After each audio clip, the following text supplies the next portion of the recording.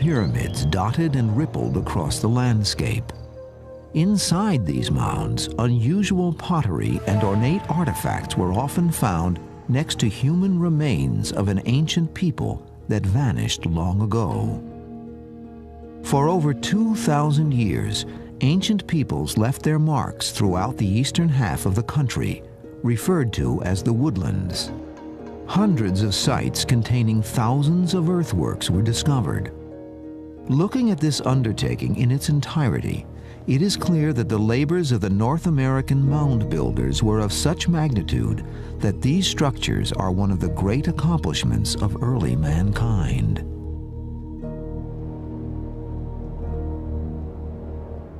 The first Europeans to explore North America came across huge earthworks, mounds which excited their curiosity and their greed for the treasures that might be found inside them.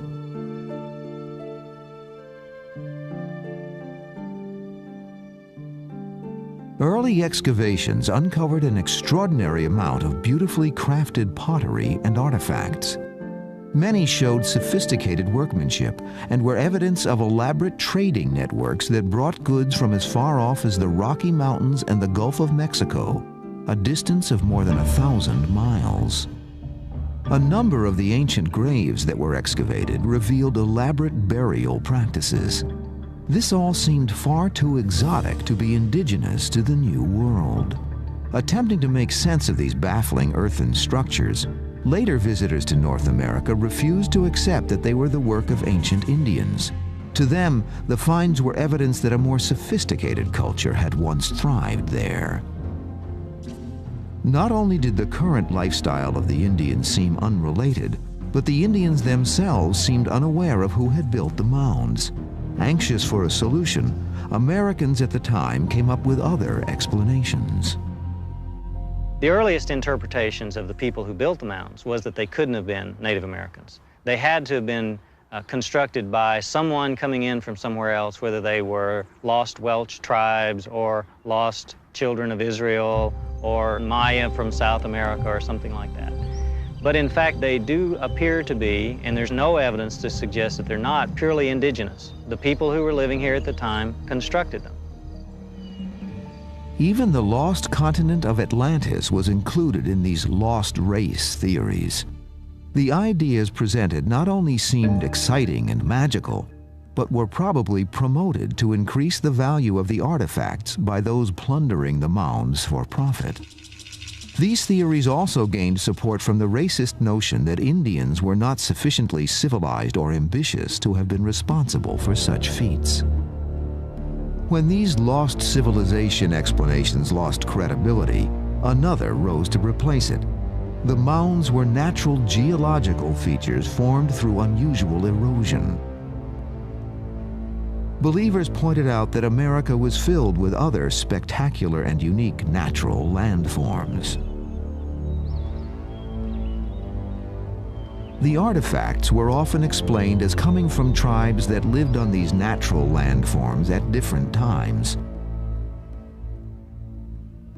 Part of the problem, of course, was that the science of archaeology was in its infancy. Other tribes had indeed inhabited the sites both before and after the era of mound construction. But without modern dating techniques and a total understanding of population densities, the confusion is understandable. It is hard to believe how the largest ancient structures in North America could ever have been misinterpreted as geological forms, even though hundreds of years of weather and vegetation had obscured them. We now know that Western Illinois was once home to America's largest prehistoric population at a site we call Cahokia. And yet this ancient monument was just barely saved from being plowed under. It was in the 1920s that Warren K. Moorhead, an archaeologist, came here to help the effort for the state to acquire this property. He did this by excavating in the mounds some places between the mounds to find objects, pottery, worked shell, flint work that would demonstrate that these mounds were not only lived upon by Indians, but they were built by Indians, and that these were man-made, these were artificial. In the case of Monk's Mound, it was almost a magic mountain. Monk's Mound is the largest prehistoric earthwork in the entire Western Hemisphere. Its base covers over 14 acres. It stands 100 feet high and has several terraces. Excavations have revealed that there was a huge building at the top. This construction was over 104 feet long and about 48 feet wide. A room at the top where the paramount ruler would have lived and governed his community, as well as being the setting for ritual and ceremonial activities. We estimate that there's at least 22 million cubic feet of earth in Monk's Mound. And someone has figured out this would be over 14.5 million basket loads of dirt that were probably carried on the Indians' backs, load after load. So a tremendous expenditure of human labor, time, and material to construct this mound. But it wasn't all done at once. It was done in a series of stages. And from excavations and corings we've done through the mound, we can identify many building stages. So perhaps as a leader would die, they'd burn down or tear down the old building on top, add more dirt, put up a new building for the new leader. So the mound gradually increased in size. Monk's Mound stood at the center of what is often referred to as America's first great city. Archaeological data indicates that the site came into existence around 800 AD and flourished for around 500 years. Monk's Mound was one of the first examples of what has become known as the Mississippian culture. Large temple mounds are the primary feature that defines a Mississippian site, and these can be found throughout the Mississippi River Valley. Early theories about their construction claimed the mounds could only have been built with slave labor. That was certainly the prevalent view when race theories abounded. At that time, the mounds were often compared to Egypt's pyramids, but today, these theories have been rejected. The analogy to understand the construction of the mounds that I think is appropriate is to look at the cathedrals of Europe. Monumental constructions that were built by people in a very primitive state of technology, some taking hundreds of years to build. From what we can tell, no one was forced. In fact, there were competitions among European groups to build cathedrals. I believe the Mississippian mound construction probably falls very much into that line. It was an honor to be involved in the construction of a sacred edifice that in fact made your group powerful and was a symbol of that power. Cahokia had the largest earthworks and might have been the greatest power on the continent at that time. This power arose from the efforts of the successful and influential people who inhabited America's first great metropolis.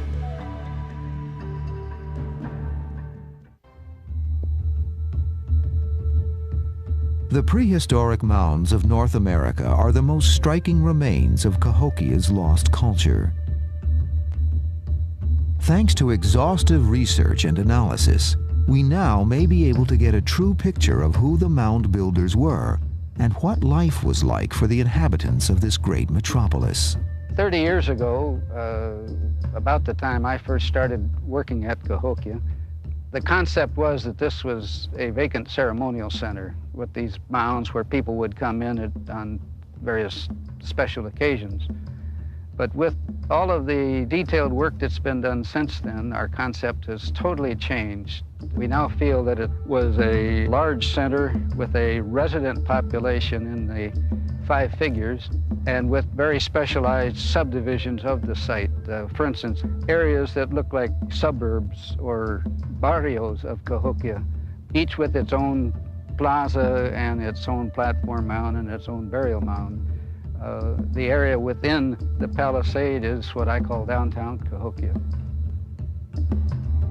The palisade was a fortress wall 2 miles long around Monk's Mound, demonstrating that earthworks were not the only great architectural accomplishments of the Mississippians. The evidence of this once great wall was discovered in 1966 when the locations of dark lines on aerial photographs were found to be portions of trenches. Thousands of 20-foot-tall timbers had been embedded in these trenches to construct a fortified stockade. It's a possibility that the walls may have been plastered with a heavy coating of clay and grass mixed together we call daub. And in this part here, we've simulated that. We know from historical accounts in the southeast that when De Soto and his expedition were traveling through there and fighting with Indians, they described walls just like this that were heavily plastered with clay. So we assume that it's a possibility here at Cahokia, although we've found no positive proof of it. While the wall undoubtedly had defensive purposes, I think it also served as a social barrier between the general population and the elite that lived within this center, including the paramount ruler of Cahokia, who undoubtedly lived on top of Monk's Mound. About the same time that the stockade was discovered, the evidence of another timber structure was unearthed. This appeared to be the American equivalent of Stonehenge.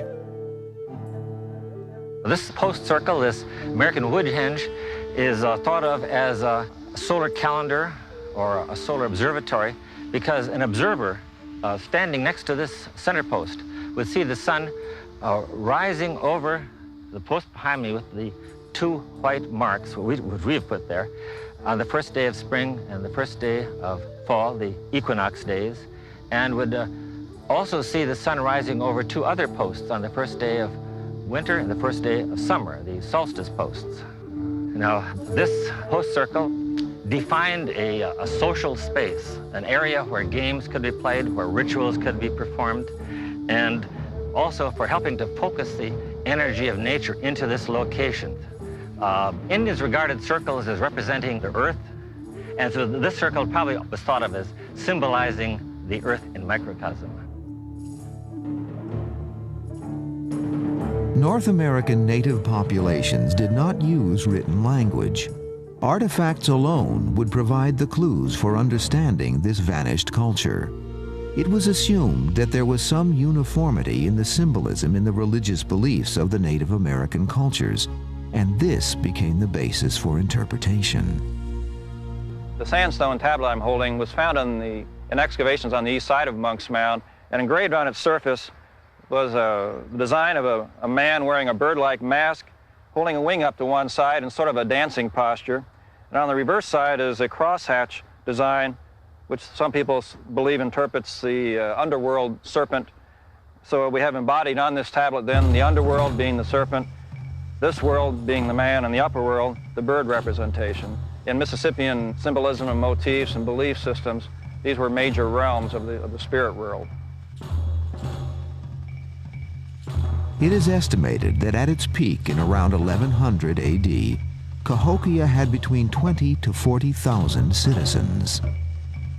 Only highly developed agricultural skills could have supported a city of such size.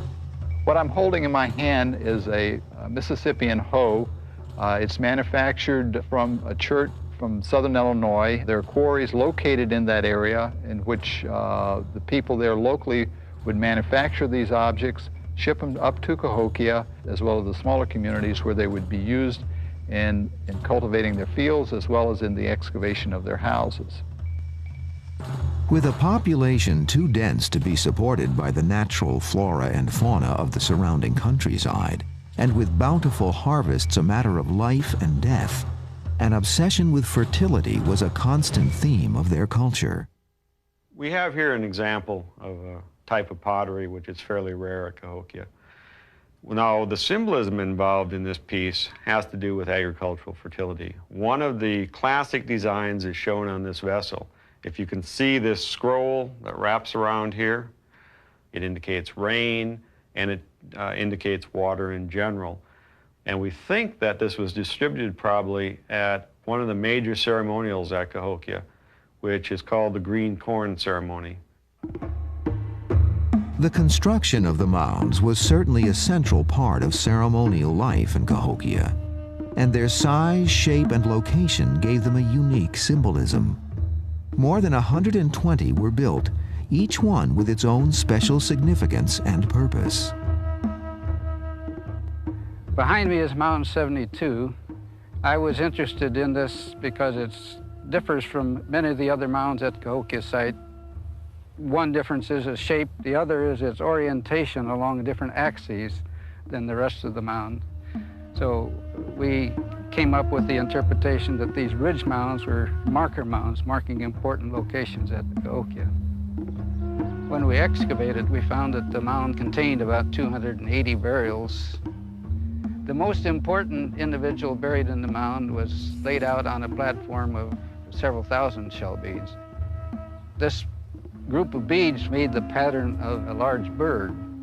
So we have the Birdman theme that's so common at Cahokia in this burial. Near these remains were huge caches of artifacts. Deeper down lay 4 male skeletons, each without heads or hands, along with the remains of 53 young women. It's not surprising to find evidence of sacrifices at the burials of the elite in chieftain societies. These rituals were performed not only by the Mississippians, but in most world cultures in similar stages of their evolution. One of the things that we have to back off of when we're thinking about Cahokia is we have to not think of Cahokia, again, in European terms, as like the Cahokian Empire.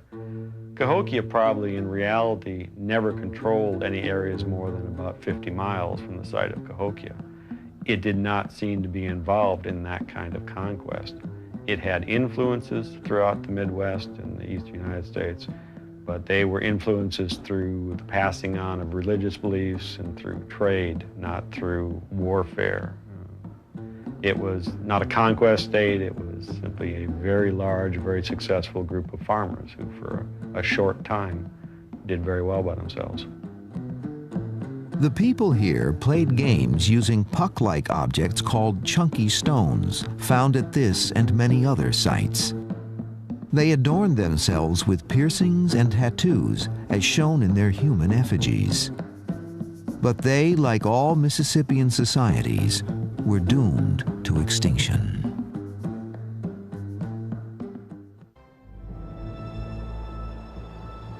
It was about 12,000 years ago when the glaciers of the Ice Age receded to the north.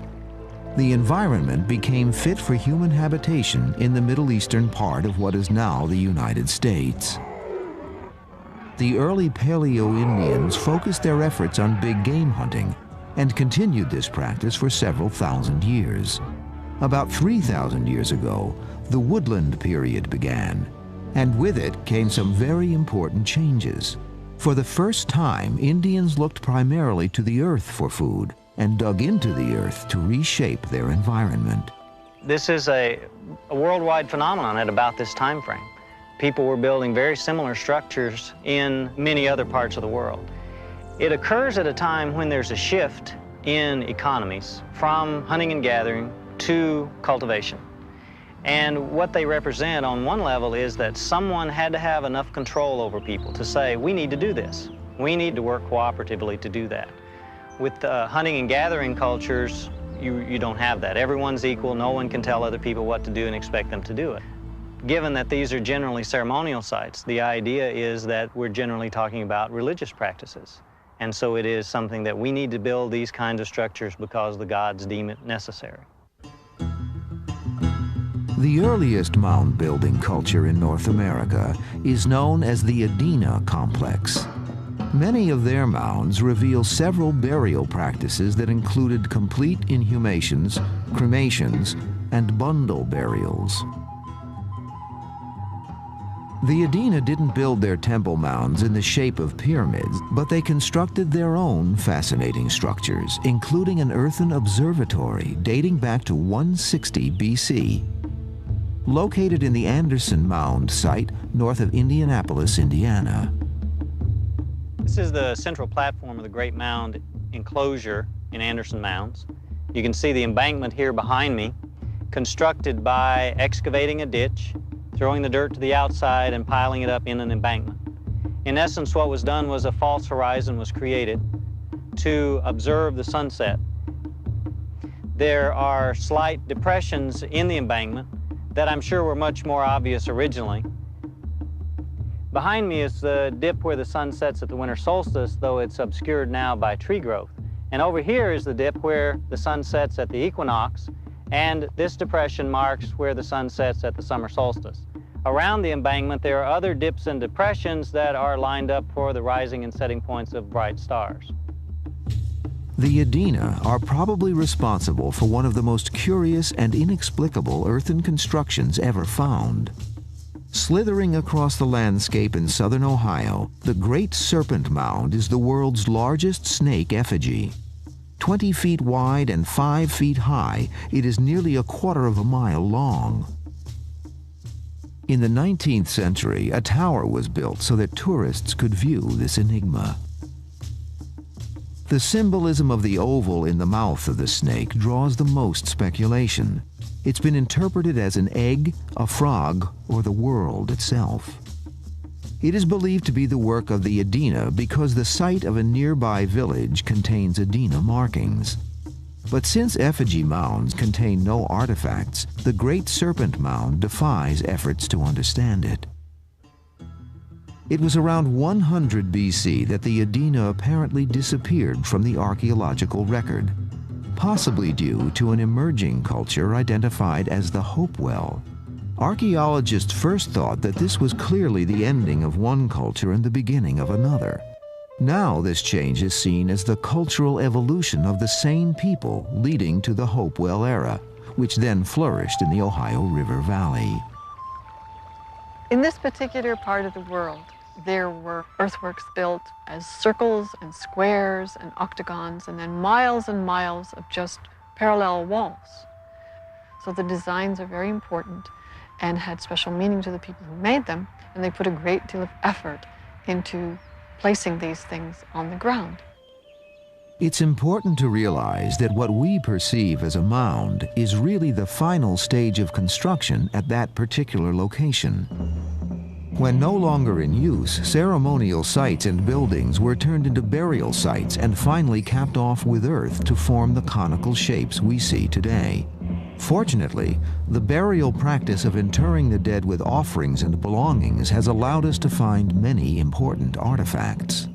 And one of the most spectacular things about these Hopewellian people was their use of exotic raw materials which were fashioned into really finely crafted artifacts.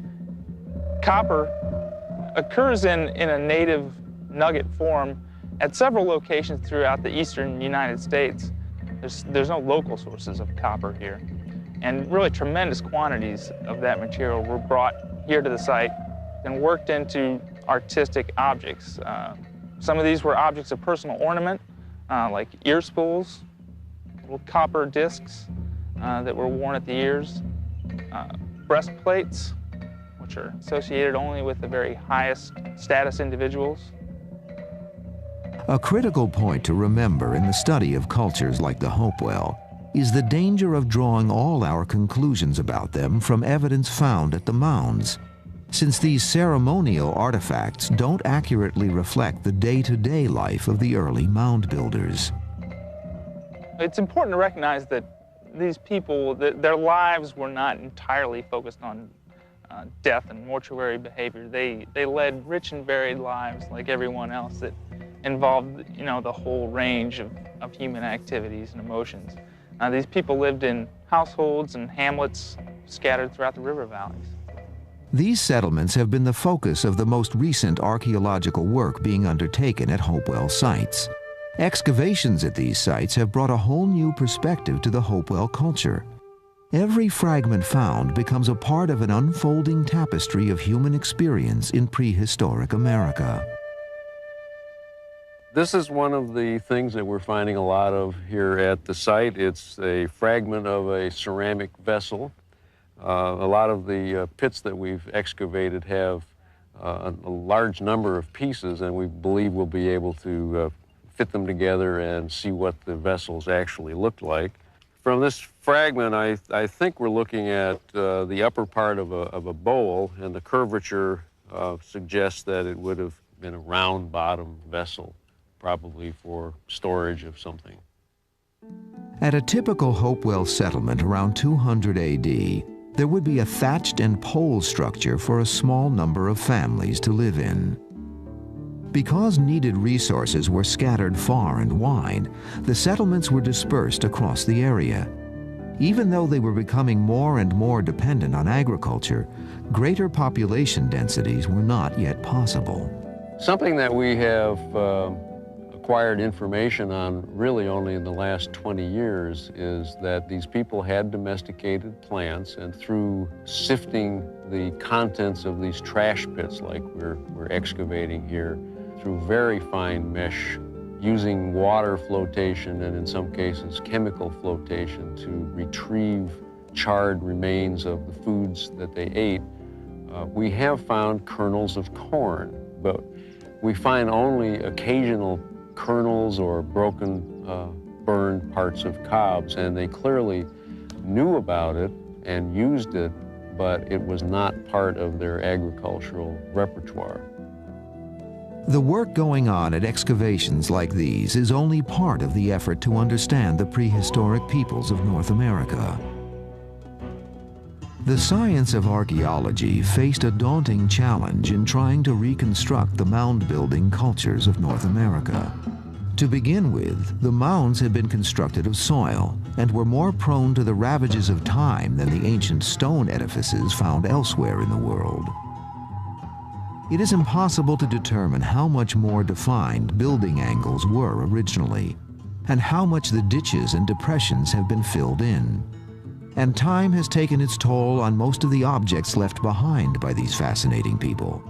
Only the faintest traces remain of their basketry, leather, and cloth.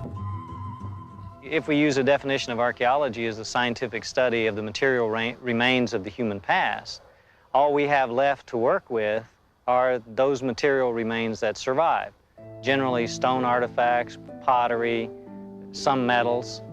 And if most of the earthen structures have been damaged or destroyed, we're dealing with probably less than 10% of what was here originally, and from that then trying to reconstruct what people were doing here 2,000 years ago. To help fill the void in their understanding of the mound builders, American archaeologists turned to the written accounts of the Spanish explorer Hernando de Soto and his expedition into the southeastern United States. De Soto began his 4-year trek in 1539, and he encountered some of the last Mississippian settlements along the way. One of the many facts the De Soto documents confirmed was that the temple mounds had ramps leading to the top. Accounts existed of Spanish horsemen riding up them on horseback. By the time America's colonial era began, there were no mound-building populations or direct historic links to their existence. One of the first scientific excavations of a mound was done by the man considered the father of Northern American archaeology, Thomas Jefferson. In 1781, after excavating a small burial mound near Monticello, his home in Virginia, Jefferson had no doubt that this and other mounds in the area were the work of American Indians. In the mid-1840s, the first fairly extensive study of mound sites was conducted by 2 men working out of Chillicothe, Ohio, Ephraim G. Squire, a local newspaperman, and Edwin H. Davis, a physician. They excavated at nearby Mound City and also explored a large number of other earth mounds and enclosures. Their findings were published by the recently established Smithsonian Institution. They concluded that some of the earthworks were sacred enclosures and that the people who had built them were skilled mathematicians and engineers. Unfortunately, after bringing this ancient American heritage to light, the 2 men had a falling out, and Davis sold his collection of artifacts for $10,000.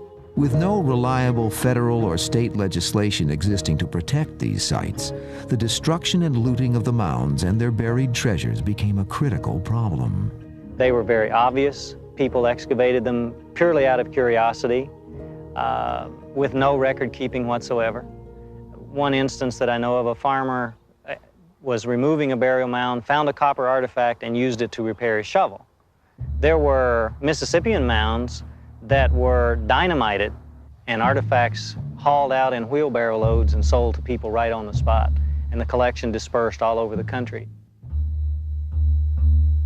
The Spiro Mound site in Oklahoma became known as a veritable treasure trove of artifacts. In the early 1930s, it was labeled the King Tut's Tomb of the Arkansas Valley because it was being ransacked by a mining company that had control of the land. The local citizens were outraged and pressured the Oklahoma legislature into passing an antiquities law in 1935. Unearthed at this site was one of the best preserved and largest of the Mississippian figurines, a human effigy pipe standing 11 inches tall. The adornments, the cap, braid, beaded necklace, and feathered cape, give us a rare portrait of a member of the elite of that particular society.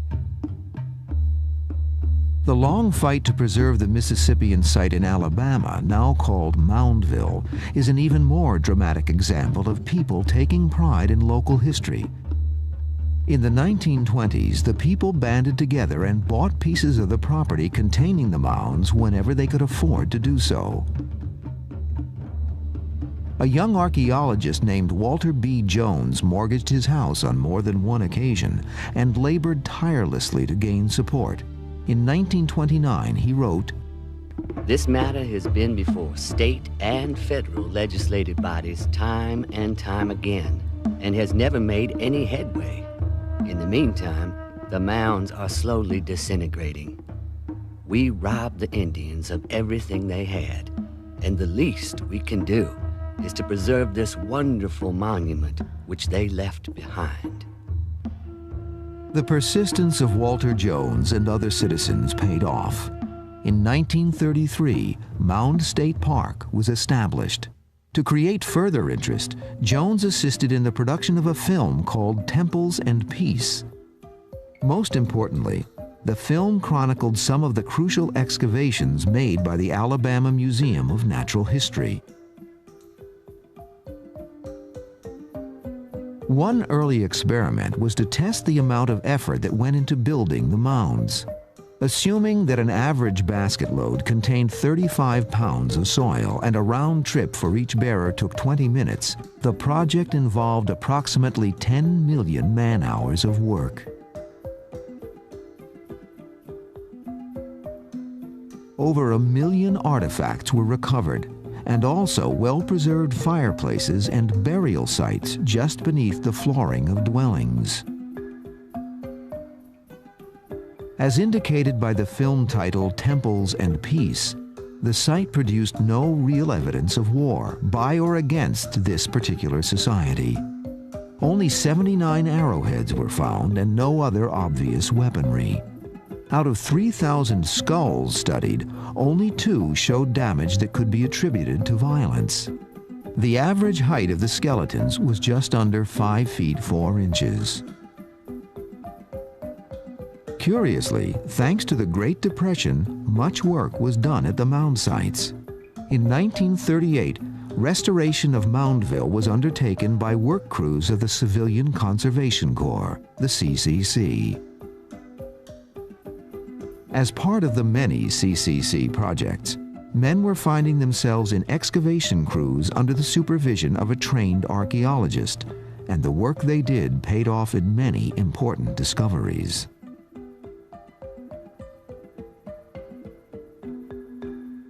At the Mississippian site of Okmulgee near Macon, Georgia, a railroad had been cut through a mountain that was later discovered to be a large funeral mound.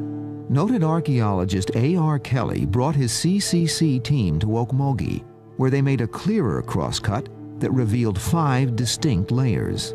These clearly supported the theory that the mounds were built in stages over long periods of time. With only black and white photography available, Kelly commissioned a painting of the find so that he could accurately record the colors within the strata.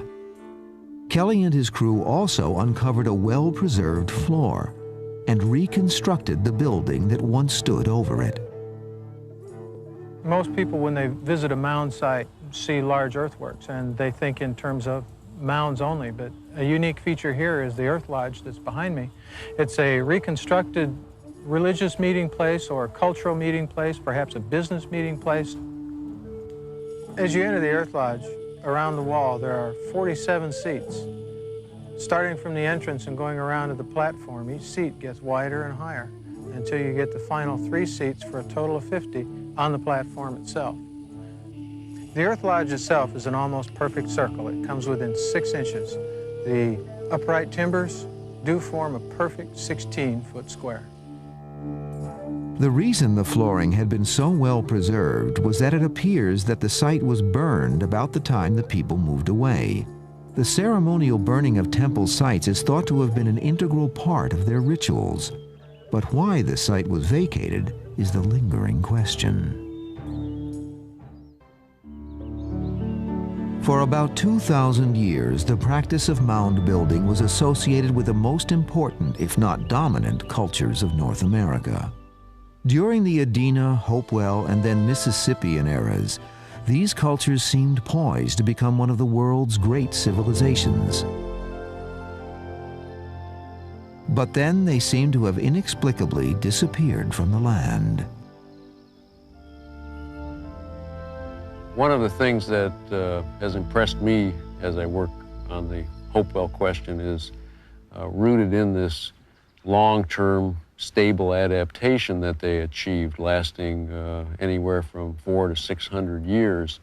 When you consider that stability, the mystery of what happened to this cultural tradition becomes even more intriguing. And however we ultimately explain it, whether by demographic growth or climate change or the leaders adopting a new system of relationships or whatever might come out of the archaeological research, this fact of why such a stable adaptation succumbed and was replaced by something else is a very deep part of the mystery. When a culture ceases to exist, the most melodramatic scenarios for its demise are always proposed first. But there is no evidence that warfare, disease, or a cataclysmic event brought an end to these people around 500 AD. Sometimes people overemphasize the mystery of the disappearance of the Hopewell people, but actually they didn't disappear. The people who built these monuments and made these big earthworks and did all this work, and their descendants stayed in the area, we're quite sure, but they made a different way of making their living, and their culture evolved into something different, just as our own evolves, changes from what George Washington did to what we did, but we're still here. When it comes to the end of the Mississippian era, we may be talking about something altogether different. Many major Mississippian sites, like Etowah in Georgia, lasted into the 1500s, succumbing about the time of European incursion into the continent. The Natchez people of Louisiana, who practiced many of the Mississippian traditions until around the year 1700, probably died out after De Soto and later French explorers unknowingly unleashed a form of bacterial warfare on the Native American populations. But this isn't the reason for the demise of Cahokia 200 years earlier. Perhaps the very fact that it was home to the biggest Mississippian population was the reason for its early decline in the 1300s.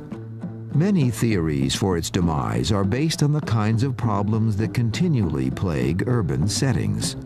The population may simply have grown beyond the ability of the land to support it. For example, one of the reasons Cahokia declined was because they ran out of wood. And that's clearly shown in the rebuilding of the stockade. Much larger stockade logs at the beginning, down to very small stockade logs at the end, suggesting that the wood in the immediate vicinity is being cut down and doesn't have time to replenish. So it may be that people are simply running out of resources to support a large population in that immediate area. One of the least looked at variables in terms of the collapse of these Mississippian societies, in particular Cahokia, is the role of environmental change, particularly climatic change. And over this area, you have essentially 3 large air masses. One of these air masses involves the hot, dry air coming off the plains, and so it's very possible that it was much drier. We know, for example, out in Iowa, there were droughts that were happening at about 1200 AD. It may not even be drought. It could be continuous rains. Certainly one of the things we do see is that there appears to have been a much higher water table at about 1300 AD because people are located on higher portions of the floodplain. Some of the new work we've been doing suggests that the end of Cahokia is not a slow decline. In fact, that it may be very rapid. And this gives more credence to the idea that the end of Cahokia is a political phenomenon rather perhaps than an environmental one. We know that it was a chiefdom. Chiefdoms are unstable. There are many competing groups.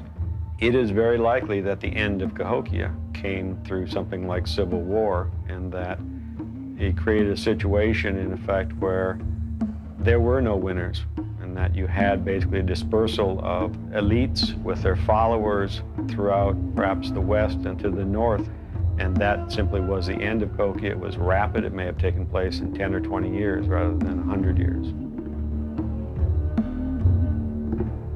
We may never fully know the true reasons for the disappearance of the mound builders, but modern research has at least been able to shine new light on their ancient way of life. Our images of early Native Americans has undergone a startling transformation, from simple hunter-gatherers to creators of thriving, sophisticated societies. It's discoveries such as these which keep the past eternally new and reawaken our desire to go in search of history.